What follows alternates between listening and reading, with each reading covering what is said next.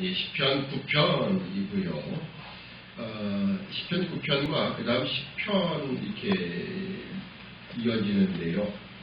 제가 처음에 이제 그 시편 1편부터 41편까지를 말씀을 드리면서 그 중에 표제어가 붙지 않는 몇 편의 시편이 있었다. 3편이 있었고요. 그 중에 하나가 10편입니다.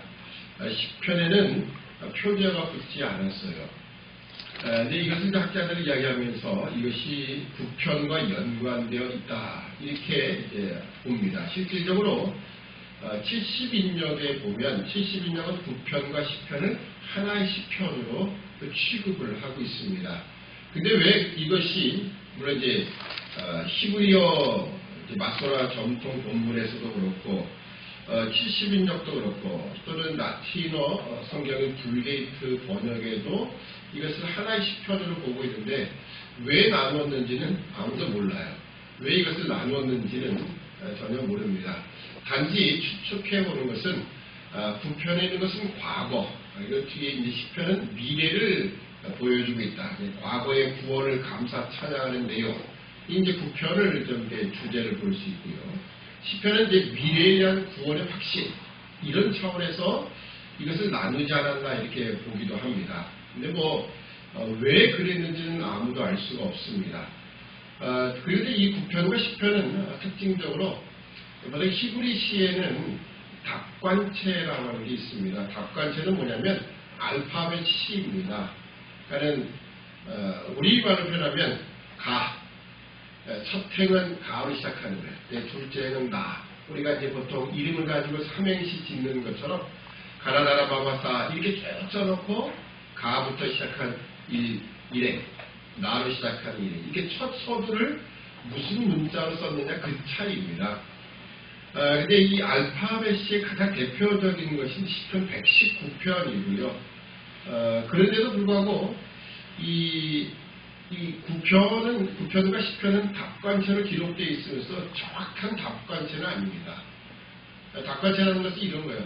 1절은 알파, 알렙, 2절은 베트, 이렇게 A, B 이렇게 가야 되는데 그런 구조를 정확하게 갖고 있지 않고요. 또 중간중간에 알파벳이 빠진 부분도 있습니다. 그러니까 2절, 3절을 하나의 알파벳에서 시작을 하게 되며 그리고 빠진 철자도 있기 때문에 완전한 알파벳 C도 아니지만 9편과 10편은 전체적으로 알렙으로 시작해서 히브리 마지막 철자인 탑으로 끝나고 있다. 이렇게 볼 때 그냥 알파벳 C라 이렇게 붙여집니다.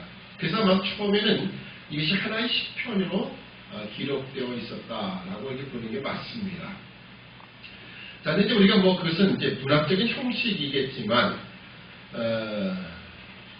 제가 이 시편 전체를 하나의 큰 정경의 틀에서 보기 시작했고요. 그러다 보니까는 이 9편과 10편이 관련된 이야기, 어떤 것은 표제어에 이 시편이 어떤 상황에서 기록되었는가를 보여주고 나타내주는 시편도 있었지만 그렇지 않은 시편이 상당수가 있습니다. 그 중에 우리가 이미 봤던 시편 3편부터 그리고 이 8편까지를 보면 표제어가 그 상황을 설명해 주는 것은 3편에 압살롬의 반역을 피하며 지은 시다 이런 내용이 있었고요. 또 7편에 보면 베냐민 구시의 말에 대하여 이렇게 해서 표제어가 붙어 있습니다. 그래서 제가 이것을 한 동치로 특히 시편 8편까지를 하나의 동치로 묶어서 엊그저께 한번 말씀을 드렸었지요.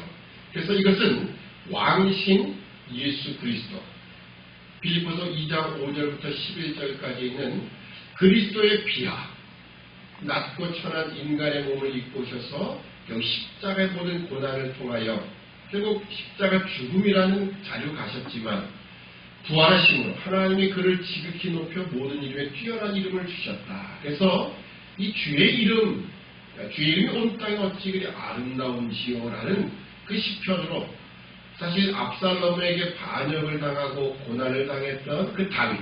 그렇지만 궁극적으로는 다윗의 삶만을 묘사하는 것은 아니고 그 모든 일들을 통해서 바로 예수 그리스도, 왕이신 예수 그리스도, 그분의 낮아지심과 높아지심에 대한 전체적인 그런 묘사로 이 시편을 편집했다, 모아놨다, 정정화했다라는 것을 말씀을 드렸고요.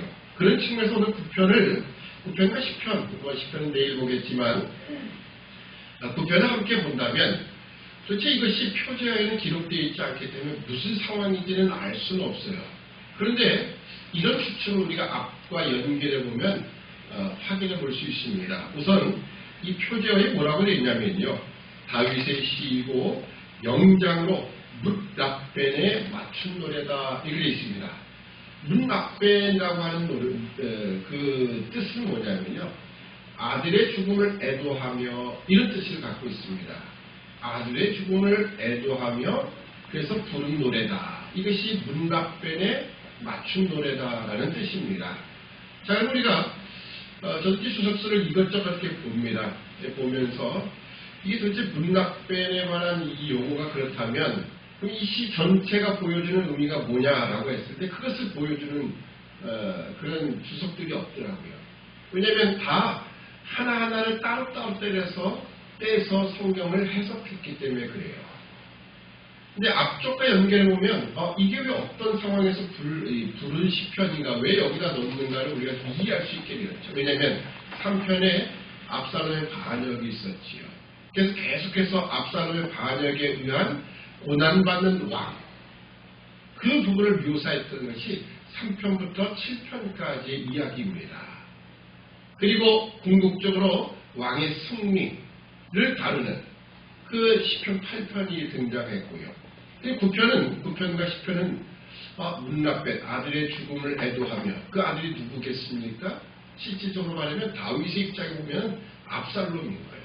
압살롬의 죽음을 애도하며 부른 노래다. 근데 실질적으로 3편부터 계속해서 지금 이야기하는 제가 말씀 속에는 단순히 이것은 그냥 압살롬 한 개인만을 표현하기 위한 시는 아니다.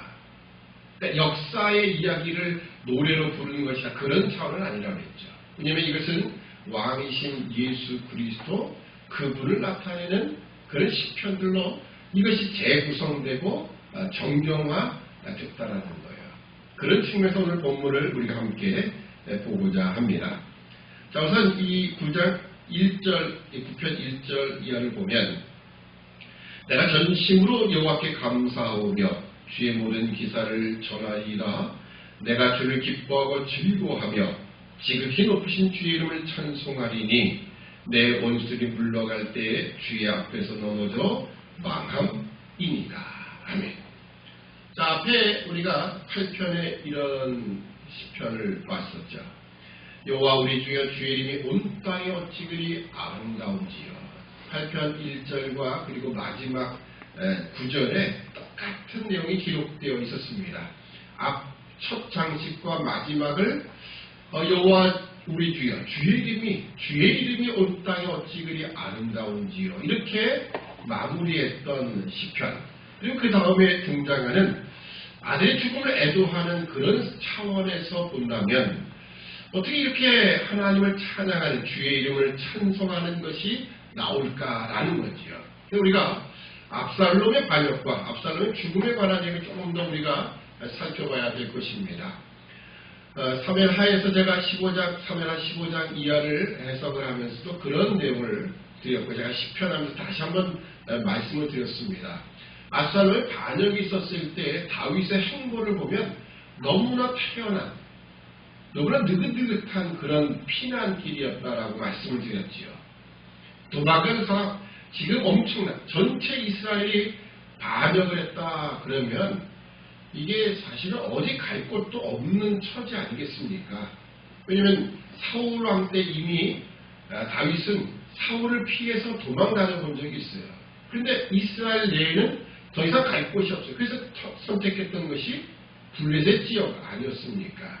근데 지금 전체 이스라엘이 반역에 가담하여 지금 도망가고 있는 자신과 자신에게 속한 사람들 외에는 다 전체가 이 반역에 동참하고 있다는 거예요. 그럼 어디 가들 편한 곳, 그리고 어디 가면 더 숨을 곳이 있겠습니까? 그런데 오히려 다윗은 상당히 여유롭게 피난길에 오르는 것처럼 보이는 그런 모습들이 사무엘하에 기록되어 있고 제가 그걸 다시 한번 상기시켜 드렸습니다. 자, 그런 차소리가 이 본문을 함께 좀 확인해 보면 왜 하나 이 다윗이 그러한 천천히 가는 행보를 피난길을 갈 수 있었겠는가라고 하는 것은 그 다윗은 하나님의 뜻과 계획을 알고 있기 때문이라는 거예요. 그래서 여기 보면 내가 전심으로 여호와께 감사하며 주의 모든 기사를 전하겠다. 지극히 높으신 주의 이름을 찬송한다 라고 하는 것은 내 원수들이 물러갈 때에 주의 앞에 넘어져 망함이니라. 이것은 과거의 역사라도 그랬습니다. 자신의 모든 대적들 원수들이 하나님의 도우심으로 주의 기사로 말미암아 다 망하는 것, 다 넘어지는 것을 확인했던 다윗이었기 때문에 그런 확신 속에서 지금 어떻게 보면 이 피난길에 올랐고 이 모든 것 과정 속에서도 그는 어떻게 보면 참 담담하게 일을 받아들이고 있다는 것을 알 수 있습니다. 계속해서 4절을 보면 주께서 나의 의와 송사를 변호하셨으며 보좌에 앉으사 의롭게 심판하셨나이다. 열방을 책하시고 악인을 멸하시며 저의 이름을 영영히 도말하셨나이다. 지금 이 나의 의와 송사를 변호하신 하나님, 그리고 그분은 보좌에 앉으셔서 의롭게 심판하셨다라고 하는 것. 지금 자신이 이렇게 평안하고 안전한, 어떻게 보면 담담하게 갈 수 있는 모든 것은 모든 것이 심판주는 하나님이시요. 그분은 지금도 보좌에 앉으셨다는 것. 지금도 심판하시는 분은 공의로 심판하시는 그분이다라는 것을 지금 노래하는 겁니다. 그러니까 자신이 구원받을 것을 노래할 수 있는 이유는, 찬송할 수 있는 이유는 공의로우신 하나님이 계시기 때문에 나가는 겁니다. 여러분, 만약에 우리가 이 세상에 있는, 또 우리나라에 있는 재판관이 모든 면에서 다 정의롭게 공평하게 판단한다라는 그 확신 근거만 있으면 사실 이 세상에 살아가면서 죄 짓는 사람도 그렇지만 억울할 사람도 사실은 아무도 없어요. 죄 짓는 사람도 자신의 죄에 대한 정확한 값을 받고 판결을 받는 거고요. 또 혹시라도 내가 모함을 받거나 또 어떤 면에서도 내가 지금 억울하다라는 경우에도 걱정할 게 없죠. 왜냐하면 재판관 앞에만 가면 다 모든 것이 해결될 테니까요. 물론 세상에서는 그런 것은 불가능하겠죠. 그렇지만 공의로우신 하나님, 모든 것을 다 아시고 주관하시는 하나님, 그분이 재판장이시다, 심판관이시다라고 할 때는 문제는 달라집니다. 정확한 거죠. 거기는 억울함이라든지 또 부당한 그런 모습이 전혀 있을 수가 없다는 거예요. 다윗은 지금 의로우신 재판장, 그 하나님이 보좌에 앉아 계시기에 나는 전혀 걱정이 없다라고 하는 그 고백을 하고 있는 겁니다. 다시 한번 5절 6절을 보면 열방을 책하시고 악인을 멸하시며 저의 이름을 영영히 도말하셨나이다. 원수가 끊어져 영영이 멸망하였사오니 주께서 무너뜨린 성읍들을 기억할 수 없나이다. 과거의 모든 역사를 볼 때에 하나님이 그 원수들을 어떻게 심판하셨는가, 그 악인을 어떻게 하나님 무너뜨리셨는가를 그가 고백을 하는 겁니다. 그러니까 실질적으로 이 압살롬에 관한 이야기로 압살롬을 어떻게 보면 악인이라 표현하는 겁니다. 지금 계속해서 3편 이하로부터 압살롬이 반역을 일으켰고요. 그 모든 일에 압살롬은 악인입니다. 그리고 거기에 속한 무리들도 악인인 거예요. 그러니까 하나님이 그들을 마침내 심판하시게 되죠. 그래서 사무엘하 24장에서는 인구조사를 통한 어떻게 보면 다윗 심판받는 것이 아니라 백성들이 오역을 당하여 죽어가는 거예요. 그러니까 하나님이 그들을 심판하고 계셨다라는 거죠. 자, 그런 차원에서 본다면 우리 이런 생각을 해볼 수 있습니다. 왜 압살롬은 아버지의 나라를 왜 빼앗으려고 했을까라고 하는 겁니다. 왜 그가 백성들의 마음을 도적질하고 왜 그 나라를 아버지까지 반역을 하면서 차지하려고 했을까라고 하는 부분입니다. 뭐 아버지가 자신에게 무슨 섭섭하게 하고 자신이 무슨 원수처럼 여겼기 때문에 내가 가만히 안 있겠다 뭐 그런 거겠습니까? 우리나라 역사에도 뭐 그런 부분이 적잖이 있는 것 같아요. 예를 들어서 뭐 장희빈 같은 경우에는 왕위까지 올라갔다 결국은 사약을 받고 죽게 되지요. 그 아들이 결국은 다시 왕권을 차지하면서 또 피비린내라는 원수 보복을 행했던 것을 있지만 그것은 자신의 아버지에 대한 보복은 아니에요. 뭐 그 당시에는 보통 다 아버지는 죽고 난 다음에 그 아들이 왕위를 거의 이어받으니까요. 오늘따라 앰프가 상당히 시끄럽게 그러네요. 그런데 제가 어느 한 이제 중국 그런 드라마를 하나 보게 되었는데요. 우연히 보게 됐는데 거기에 그런 내용이 있었어요. 막 반역을 일으킨 자가 있었습니다. 그 왕과 그 밑에 있는 뭐 신하들이 다 벌벌 떨고 이제 거의 함몰 작전에 있었습니다. 그런데 이제 가까스로 거기에 이제 영웅들이 나타나서 이제 도와가지고 그러니까 지원병이죠. 반군을 제압할 먼 곳에서 중국 땅이니까 얼마나 어렵겠어요. 그곳에서 이제 반군을 제압할 원군을 끌고 온 사람들이 결국은 그 무리들을 쳐서 이겼다. 그런 내용입니다. 근데 이제 그 반란군의 앞잡이가 잡히는 거예요. 그래서 왕이 직접 그를 만나러 갑니다. 너 왜 반란을 일으켰냐 이거지요. 근데 그 반란이 일으킨 장본이 누구냐면 아들이에요. 아들이 자기 아버지 나라를 빼앗기 위해서 아버지까지 죽여서 결국은 차지하려고 했다라는 겁니다. 그래서 이 왕이 이제 그 아들, 이제 그 제압한 사람들 보면 다 형제예요. 이 누이 동생, 그 다음에 옛날에 이제 중국 워낙 넓으니까 왕이 황제가 있으면 그 밑에 제후들을 뒀었죠. 그래가지고 이성다스리고 워낙 넓으니까요. 그래서 그 제후들이 이제 그 형이 반란했다는 소식을 듣고 군사를 모집해가지고 온 거예요.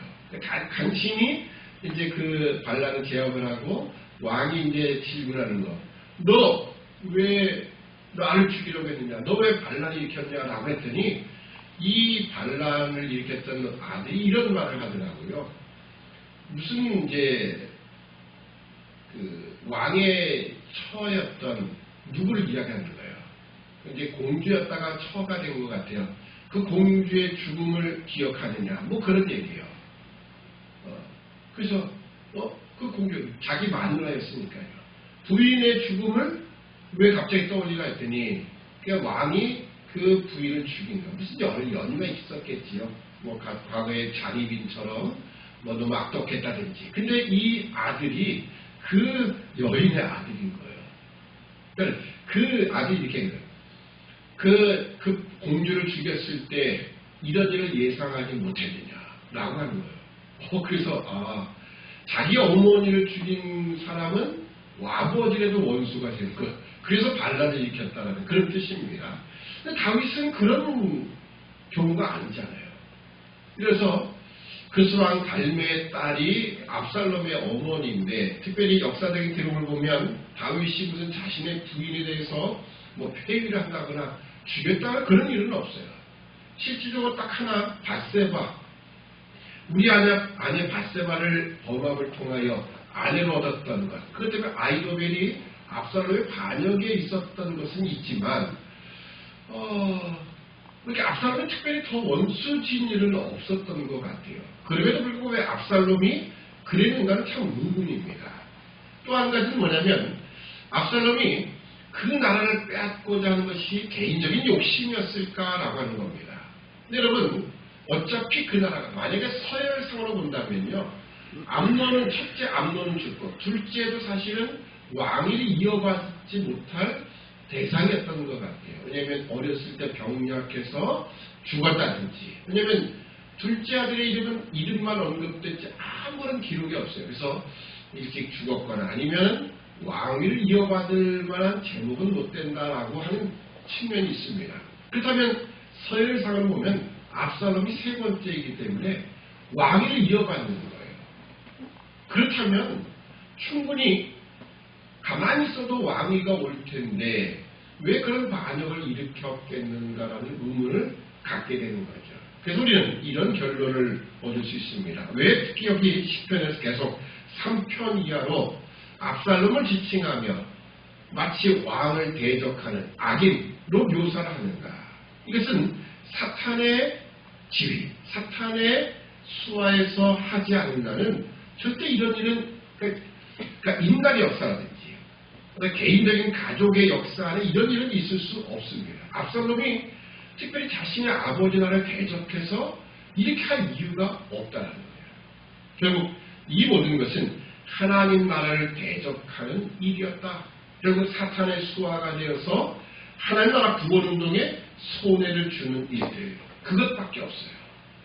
그것 외에는 압살롬이 반역할 만한 마땅한 타당한 이유가 없다는 거예요. 그래서 성경은 계속해서 다윗도 이 시편을 통해서 고백하기를 직접 압살롬의 이름을 언급하지는 않지만 계속해서 악인이다 이런 묘사를 하고 있는 겁니다. 그러면서도 오늘 이 본문의 이 내용을 보면 사무엘하 기록을 보면 압살롬의 죽음을 놓고 다윗이 울부짖었죠. 내 아들 압살롬아 압살롬아 하며 울었습니다. 그 때문에 요압과 그 장군들이 민망했죠. 아니 지금 왕이 반역자, 왕의 대적자의 죽음을 애도하다니 물론 아들인 건 알아요. 그렇지만 그럼 이제 왕이시여 아들은 살고 우리가 다 죽었으면 더 기뻐했겠습니다라고 하는 그런 말을 하게 되죠. 그래서 그것 때문에 백성을 나가서 위로하시고 잘했다 칭찬해주고 이렇게 하게 된 것 아닙니까?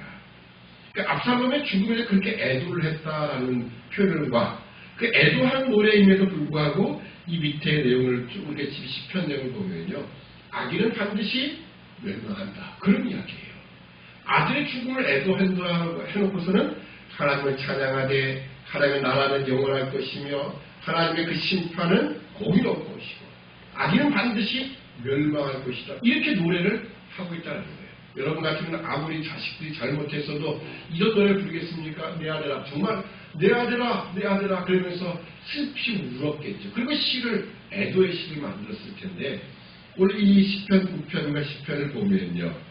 아들에 대한 애도라기보다는 결국은 하나님의 나라를 대적하는 자들은 그 악에는 반드시 심판받는다에 초점이 모아지고 있습니다. 자, 그럼 계속해서 보면 8절, 7절 여호와께서 영영히 앉으시며 심판을 위하여 보좌를 예비하셨도다. 공의로 세계를 심판하시며 정직으로 만민에게 판단을 행하시려다. 그러니까 이렇게 고백을 하는 겁니다. 왜요? 자, 단순히 인간적인 면에서 자기 자식의 죽음이다 이거 이전에 지금 하나님 나라 구원운동에 하나님 나라를 대적하는 그 압살롬 결국 악인에 속할 수밖에 없다는 이야기하는 겁니다. 자, 9절을 보면 여호와는 또 압제를 당한 자의 산성이시오 환난 때의 산성이시오다. 여호와의 주의 이름을 아는 자는 주를 의지하오리니 이는 주를 찾는 자를 버리지 아니하심이니라. 산성이신 여호와 하나님 그분을 고백하고 있고요. 계속해서 11절도 보면 너희는 시온에 거하신 여호와를 찬송하며 그 행사를 백성 중에 선포할지어다.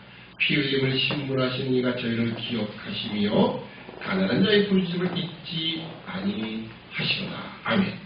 시온에 거하신 이 시온은 뒤에도 보면 이 14절에 딸 같은 시온의 문이 등장하는데요. 이게 번역을 딸 같은 시온이라고 하지 않고요. 시온의 딸이라고 번역하는 게 훨씬 더 맞습니다. 시온의 딸은 예루살렘을 가리키고 있고요. 예루살렘의 문 이렇게 보는 게 맞고요. 그 위에 시온이라는 것도 결국 예루살렘이 속한 그 전체 산을 우리는 시온산이라 이렇게 지칭을 합니다. 그래서 어쩌면 시온산의 정상보다 예루살렘이 조금 낮은 위치에 있기 때문에 보통 통칭할 때 시온의 딸이다 이렇게 표현을 하는 겁니다. 그래서 이 시온에 거하신 하나님의 성산 거룩한 산에 거하시는 하나님 그 여호와를 찬송하며 그 행사를 백성 중에 선포하라 이렇게 고백하고 있고요. 13절 보면 여호와여 나를 긍휼히 여기소서 나를 사망의 문에서 일으키시는 주여 미워하는 자에게 받는 나의 본고를 부수소 그리하시면 내가 주의 찬송을 다 전할 것이요 나의 같은 시온의 문에서 주의 구원을 기뻐하리라. 아멘.